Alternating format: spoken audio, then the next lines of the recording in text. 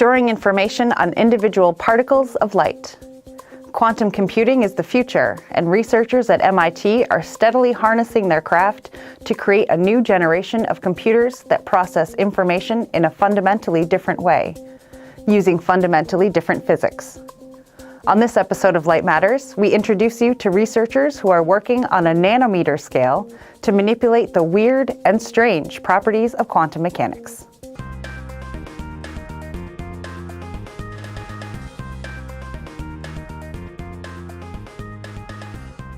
Hello, I'm Justine Murphy, and this is Light Matters for March 2018. The field of quantum optics has led to the development of radically new ways to compute, communicate, and measure with quantum states. Coming up later in the show, we'll take you to the Quantum Photonics Lab at MIT and show you some of their current research.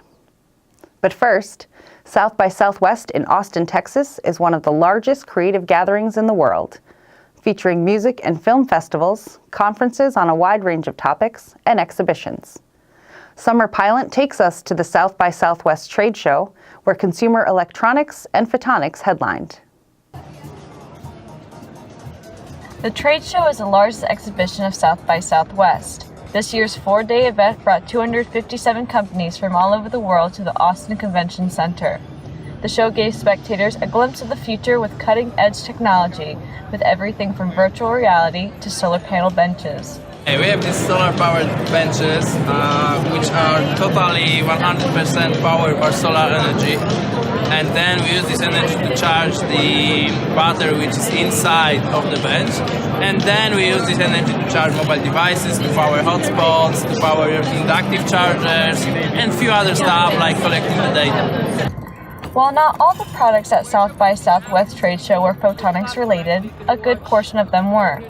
We're using structural light scanners, we're using DSLRs, and we're using a lot of this kind of technologies to digitize the real world and to make it available in the virtual reality. And I think it's crucial to use this technology to kind of merge the reality and the virtual reality. The 4-day South by Southwest trade show attracted close to 100,000 attendees. Reporting from South by Southwest in Austin, Texas, I'm Summer Pilot. Thanks, Summer. South by Southwest 2019 is next March 8th through the 17th. You can find out more by visiting their website.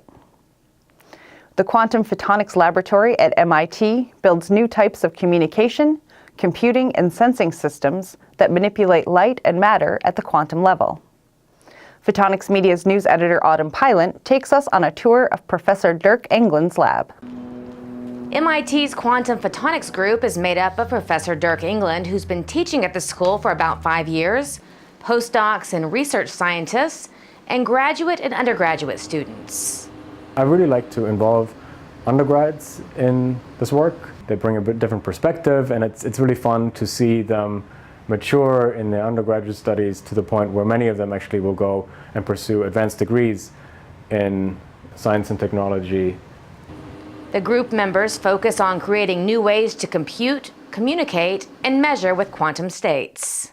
Let's see if we can harness the properties of materials at this atomic scale to do things in a completely different way. And this is the idea of quantum computing that makes use of the strange properties of quantum mechanics to compute in a way that is much, much more parallel, and that could solve certain problems that are basically impossible for classical computers in an efficient manner. What we do in quantum computing is say, not what happens when you have thousands of electrons or thousands of particles, but when you have just a single particle. Okay. When you have a single electron, or in our case, a single photon. Now, single atoms and molecules and particles behave fundamentally differently than large collections of particles. Subgroups within the quantum photonics group include silicon photonics, diamond photonics, and 2D materials.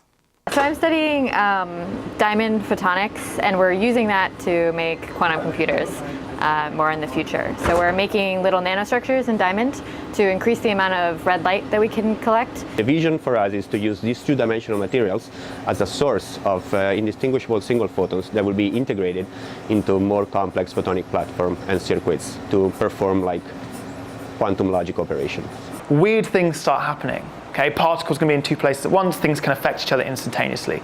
And turns out that if you can use these bizarre properties to process information and store information, you can build very powerful computers.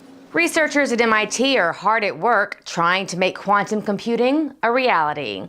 Reporting for Photonics Media and Light Matters, I'm Autumn Pylant.